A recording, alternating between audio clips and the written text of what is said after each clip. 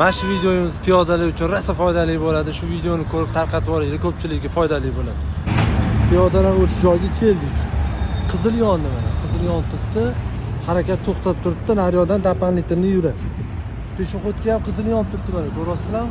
Shu joyda qaranglar, e'tibor beringlar. Mana shu joyda peshobxod yurib ketyapti-da, dapanlitrnidan kelayotgan haydovchilarga xalaqit qilishyapti. Haydovchimdan aylanib o'tadi, aylanib o'tgandan keyin yana xalaqit qo'yadi. Piyodaga yashil yongandan keyin harakatlanish kerak edi. Endi bu yerda piyodalar bu svetofor ko'rishmaydi. Naryoqda svetofor yo'q umuman. To'g'ri yurib ketaverishadi. Endi mana bu turgan svetofor ko'rmaydi. Piyoda bundoq kelib orqaga qarash kerak. Menga yondimmi yo'qmi deb. Svetoforlarning ishorasiga e'tibor beringlar. Yo'ldan o'tayotganda ehtiyot bo'lib o'tinglar. Bu joy yengi toshmaydan shundoq betonkaga chiqasizlar-ku, mivada bilan kesishadigan chorraha.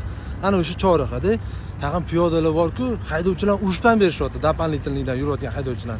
Yo qarab yuryapsan. O'zi qizil chiroqda harakatlanib chiqishyapti piyodalar. Lekin qizilda harakatlanishayotganini bilishmayapti ham, chunki to'g'riligida svetofor yo'q-da.